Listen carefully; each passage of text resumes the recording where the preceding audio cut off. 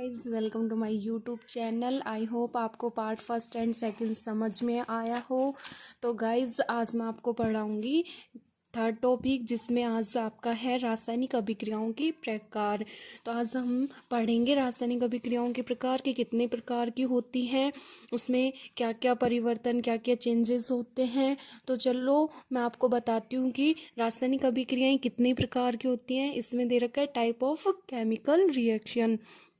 तो आज मैं आपको बता रही हूँ कि रासायनिक अभिक्रियाएं कितने प्रकार की होती हैं। तो गाइज, ध्यान से आप मेरी बातें सुनना, और गाइज प्लीज़ चैनल को सब्सक्राइब जरूर करें, बेल आइकन को प्रेस करें। वीडियो समझ में आए तो वीडियो को लाइक करें, कमेंट करें, शेयर करें। चलते हैं नेक्स्ट टॉपिक की ओर। तो आज हमारा टॉपिक है टाइप ऑफ केमिकल रिएक्शन। तो मैम, इसमें आपको पढ़ा रही हूँ इसमें कितने प्रकार की अभिक्रियाएं होती हैं। तो हमने लिखी हुई है यहाँ पे 5 प्रकार की अभिक्रियाएं होती हैं, जिसमें हमारा, मैं आपको पहले नाम बता देती हूँ कि कौन कौन सी अभिक्रियाएं होती हैं।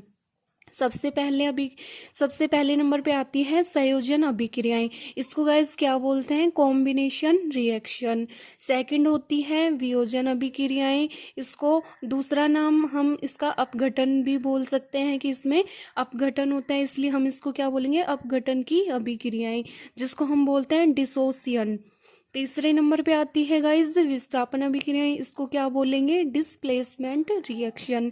फोर्थ नंबर पे आती है द्विविस्थापन अभिक्रिया। इसको क्या बोलेंगे? Double displacement. जिसमें द्विविस्थापन होता है उसको क्या बोलेंगे? Double displacement. 5 नंबर पे आती है उपचयन एवं अपचयन की अभिक्रियाएं। इसको बोलेंगे गाइज ऑक्सीडेशन एंड रिडक्शन अभिक्रियाएं। तो चलो गाइज, हम फर्स्ट पढ़ते हैं संयोजन अभिक्रिया, जिसमें इसको बोलेंगे हम कॉम्बिनेशन अभिक्रिया की। संयोजन अभिक्रियाएं क्या होती हैं ये मैं आपको बताऊंगी। संयोजन अभिक्रिया वो अभिक्रिया होती है जिसमें 2 या 2 से अधिक अभिकारक, मतलब कि 2 या 2 से अधिक रिएक्टेंट मिलकर क्या बनाते हैं? एक उत्पाद, मतलब एक प्रोडक्ट का निर्माण करते हैं। उसको क्या बोलेंगे? संयोजन अभिक्रिया बोलेंगे गाइस। जिसमें एकल उत्पाद का फॉर्मेशन होता है उसको हम बोलेंगे संयोजन अभिक्रिया। तो इसमें मैं आपको एग्जाम्पल के द्वारा समझाती हूँ। यहाँ पे दिया हुआ है CaO प्लस में H2O। CaO क्या होता है? कैल्शियम ऑक्साइड क्या होता है? यहाँ पे बुझा हुआ चूना होता है।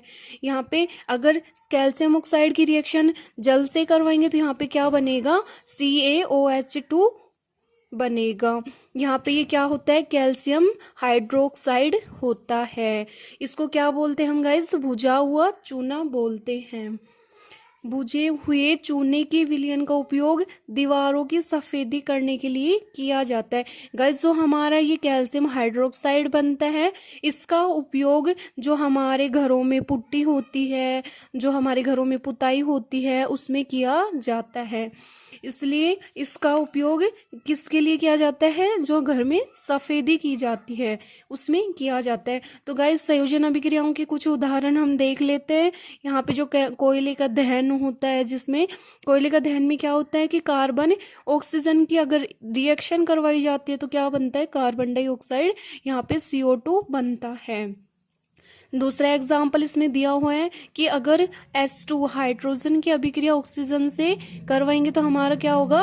वाटर का फॉर्मेशन होता है। यहाँ पे दिया हुआ है 2H2 प्लस में O2, तो क्या बनेगा? Water, 2H2O। तो यहाँ पे जल का फॉर्मेशन होता है। अब मैं आपको बताती हूँ कि जो संयोजन अभिक्रिया होती है उसमें अधिक ऊष्मा उत्पन्न होती है। इसका मतलब है गाइस, जब हम संयोजन अभिक्रिया करवाते हैं तो उसमें एनर्जी क्रिएट होती है।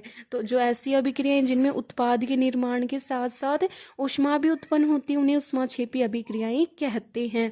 इसका एग्जाम्पल मैं आपको बता देती हूँ। जो प्राकृतिक गैस होती है, नेचुरल गैस होती है, उसका दहन। तो इसमें हम जब मेथेन की क्रिया अगर ऑक्सीजन से करवाएंगे तो यहाँ पे कार्बन डाइऑक्साइड, H2O, वाटर और प्लस में एनर्जी। इसका मतलब क्या है? एनर्जी यहाँ पे क्रिएट हुई है। तो ये क्या हो गई? ऊष्माक्षेपी अभिक्रियाएं। जो श्वसन होता है, जो हम श्वसन क्रिया करते हैं, सांस लेते हैं, तो वो भी एक टाइप की ऊष्माक्षेपी अभिक्रिया है। सेकंड मैं आपको बताती हूँ डिसोसिएशन रिएक्शन। जो वियोजन अभिक्रिया है उसको हम क्या बोलेंगे, डिसोसिएशन रिएक्शन। तो इसमें क्या होता है गाइस, आप देखिए मैं आपको बता रही हूँ, ध्यान से सुने। इस अभिक्रिया में एकल अभिकर्मक टूटकर छोटे छोटे उत्पाद प्रदान करता है।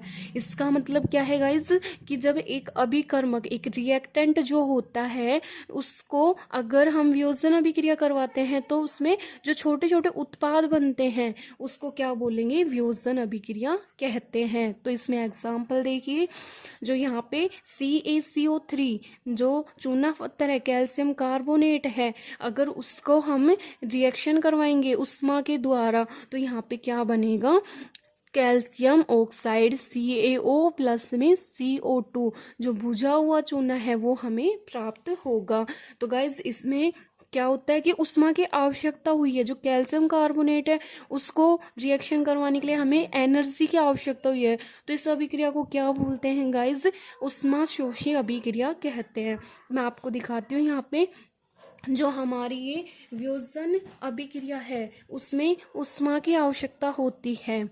तो जब हमें उसमें अभिकारक को तोड़ने के लिए उष्मा की आवश्यकता होती है तो उसमें क्या कहेंगे, उष्मा शोषी अभिक्रिया कहते हैं।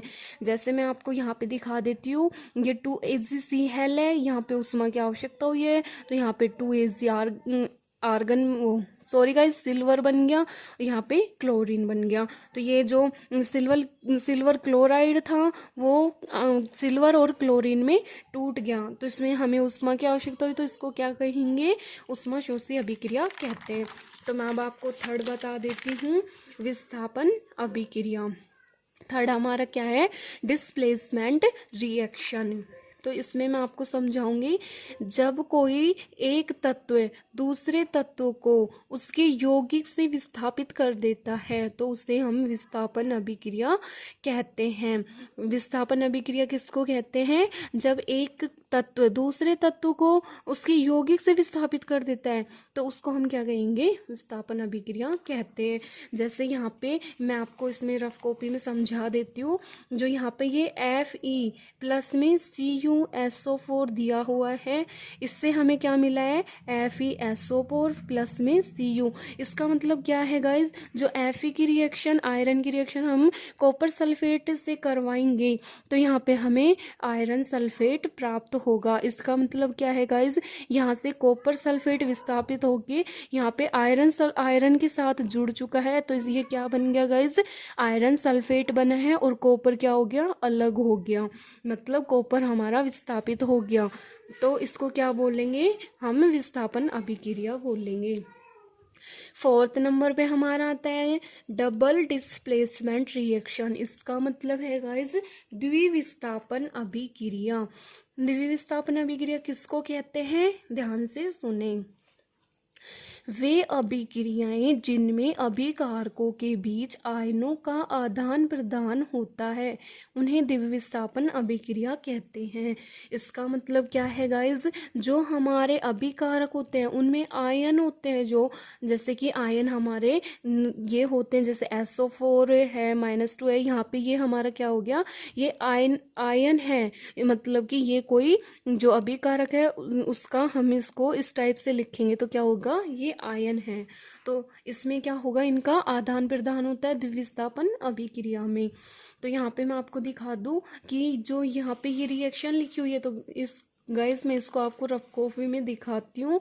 यहाँ पे ये जो Na2SO4 दिया हुआ है प्लस में, इसकी रिएक्शन बेरियम क्लोराइड BaCl2 से करवाएंगे तो यहाँ पे क्या बनेगा, BaSO4 प्लस में 2NaCl। तो गाइज यहाँ पे ये दे रखा है कि जो हमारा ये SO4 है ये यहाँ से विस्थापित होके किस में आ गया, बेरिलियम से जुड़ गया। तो यहाँ पे जो SO4 है बेरिलियम से जुड़ेगा तो क्या बनेगा, हमारा बेरिलियम सल्फेट। और जो हमारा क्लोरीन है यहाँ से हट के ये सोडियम से जुड़ेगा तो हमारा ये क्या बनेगा, सोडियम क्लोराइड। तो इसी रिएक्शन को हम क्या बोलेंगे, द्विविस्थापन अभिक्रिया। अब हमारा फाइव रिएक्शन है उपचयन एवं अपचयन की अभिक्रिया। तो यहाँ पे उपचयन और अपचयन को क्या बोलते हैं? Oxidation and reduction. तो जो उपचयन की अभिक्रिया होती है उसको हम क्या बोलेंगे? उसमें क्या होता है कि उपचयन अभिक्रिया में क्या होता है कि ऑक्सीजन की वृद्धि होती है। जब हम कोई रिएक्शन करवाते हैं तो उसमें ऑक्सीजन की वृद्धि होगी, और अपचयन में क्या होता है कि ऑक्सीजन की कमी होती है। तो मैं आपको इसकी डेफिनेशन बताती हूँ गाइज, ध्यान से सुने। इसमें लिखा हुआ है कि ऐसी अभिक्रियाएं जिसमें ऑक्सीजन की वृद्धि व हाइड्रोजन की कमी होती है उसको क्या बोलेंगे? उपचयन की अभिक्रिया बोलेंगे। यहाँ पे ये एग्जाम्पल दिया हुआ है 2Cu प्लस में O2, यहाँ पे क्या बन गया? 2Cu CuO। तो यहाँ पे ये क्या है? जो कॉपर की अभिक्रिया अगर ऑक्सीजन से कराएंगे तो यहाँ पे क्या बनेगा? CuO, copper oxide. तो यहाँ पे क्या हुआ है? ऑक्सीजन की वृद्धि हुई है, मतलब यहाँ पे ऑक्सीजन की अधिक मात्रा है। तो इसमें अगर ऑक्सीजन की वृद्धि होगी तो इसको क्या बोलेंगे? उपचयन। इसका मतलब ऑक्सीडेशन कहते हैं। अपचयन क्रिया किसे कहते हैं गाइज? इसमें ऐसी अभिक्रिया जिसमें ऑक्सीजन की कमी व हाइड्रोजन की वृद्धि होती है उसे अपचयन अभिक्रिया कहते हैं। इसका मतलब क्या है गाइस? अपचयन अभिक्रिया में क्या होगा?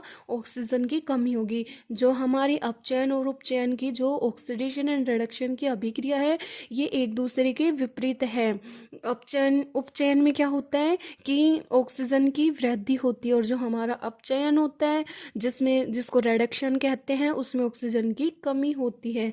तो गाइस इसका एग्जांपल देखते हैं हम।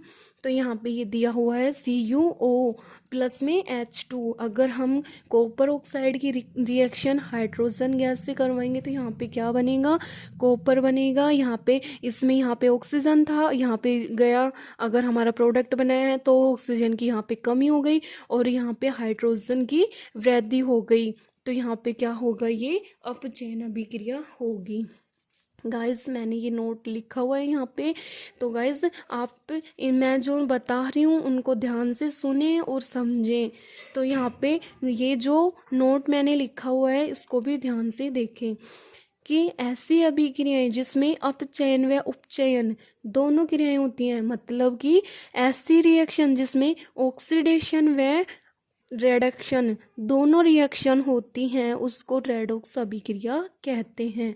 तो गाइज यहाँ पे एग्जाम्पल दिया हुआ है, ये मैं आपको बताती हूँ। इसमें एग्जाम्पल दिया हुआ है कि CuO प्लस में H2, तो क्या बनेगा? Cu प्लस में H2O। यहाँ पे गाइस इस रिएक्शन को हम देख सकते हैं कि कॉपर में यहाँ पे ऑक्सीजन है, तो अगर इधर ये गया तो यहाँ पे ऑक्सीजन हमारी कमी हो गई, ऑक्सीजन हट गया, तो इसमें क्या हो गया? ऑक्सीजन की कमी हुई है, तो इसको हम क्या बोलेंगे? अपचयन। और जो हमारा हाइड्रोजन है यहाँ पे हाइड्रोजन के साथ यहाँ पे ऑक्सीजन की वृद्धि हो गई, तो इसको हम क्या बोलेंगे? उपचयन। तो गाइज अब हमारी जो रासायनिक अभिक्रियाएं थी वो कंप्लीट हो गई हैं। तो हमारी ये 6 टाइप की रासायनिक अभिक्रियाएं थी। आई होप आपको समझ में आई हो। तो अब हम चलते हैं नेक्स्ट टॉपिक की ओर। यहाँ पे हमारा नेक्स्ट टॉपिक है संक्षारण। इसका मतलब है कि किसी वस्तु का क्षरण होना, उसका नष्ट होना या खराब होना। तो गाइज मैं आपको इसमें बताती हूँ कि इसकी डेफिनेशन क्या होगी। इसमें दिया हुआ है कि जब कोई धातु आपके आसपास अम्ल व आर्द्रता के संपर्क में आती है, जैसे कि कोई भी हमारी वस्तु होती है, जैसे लोहे की वस्तु होती हैं या फिर चांदी की, पीतल की, तांबे की कोई भी वस्तु होती है, उसमें किसी तरह की परत का चढ़ना, उसको क्या बोलेंगे? संक्षारण बोलते हैं। जैसे कि यहाँ पे देखिए कि जो मैंने यहाँ पे एग्जाम्पल लिखा हुआ है, जैसे लोहे का जंग लगना। तो जब लोहे में जंग लगती है तो जो लोहा होता है तो वो नष्ट होने लगता है, खराब होने लगता है, धीरे धीरे उसका क्षरण होने लगता है, तो उसको क्या बोलेंगे? संक्षारण बोलेंगे। जैसे चांदी के ऊपर काले रंग की परत का चढ़ना, जब चांदी के ऊपर काले रंग की जो हमारी लेयर चढ़ जाती है उसको क्या बोलेंगे? जब चांदी खराब होने लगेगी तो उसको क्या बोलेंगे? संक्षारण बोलेंगे। यहाँ पे ये एक टॉपिक और दिया हुआ है, विकृत गंधिता। तो इसमें ये दे रखा है कि वसा युक्त और तेलीय खाद्य सामग्री जब लंबे समय तक उसको रखा जाता है, जैसे कि जो भी कोई तेल युक्त पदार्थ होते हैं, हमारे खाद्य सामग्री होती है ना, जैसे चिप्स वगैरह जो होती हैं, अगर उनको हम काफ़ी टाइम तक रख देते हैं तो वो ख़राब होने लगती हैं। उनके जो स्वाद होता है वो चेंज हो जाता है, उनमें अजीब सी स्मेल आने लगती है। तो वो उसको क्या बोलते हैं, हम विकृत गंधिता बोलेंगे। जैसे इसमें दिया हुआ है कि उनके स्वाद व गंध में परिवर्तन हो जाता है, तो उसे क्या कहेंगे, विकृत गंधिता कहते हैं। जैसे यहाँ पे एग्जाम्पल दिया हुआ है कि चिप्स की थैली में चिप्स को खराब होने से बचाने के लिए उसमें नाइट्रोजन गैस का होना। जैसे कि जो भी हमारी चिप्स आती हैं, अगर उनको काफ़ी टाइम तक रख दे तो उसमें स्मेल आने लगती है और उसका स्वाद भी बदल जाता है। तो अगर उसको सही रखना है तो उसमें क्या मिलाया जाता है, नाइट्रोजन गैस का उपयोग उसमें किया जाता है। आई होप गाइस मेरी आपको वीडियो अच्छी लगी हो। वीडियो को लाइक करें, कमेंट करें, शेयर करें। मिलते हैं नेक्स्ट चैप्टर की ओर। हमारा फर्स्ट चैप्टर यहाँ पे कंप्लीट हो चुका है। अब हम नेक्स्ट वीडियो में सेकंड चैप्टर स्टार्ट करेंगे। तो गाइज मेरी वीडियो अगर आपको अच्छी लगी हो तो इसको लाइक करें, कमेंट करें, सब्सक्राइब जरूर करें। प्लीज़ सब्सक्राइब करना जरूर ना भूलें। गाइज ये नोट्स मैं खुद बनाती हूँ और मैं आपको पढ़ा रही हूँ, तो प्लीज़ चैनल को सब्सक्राइब जरूर करें।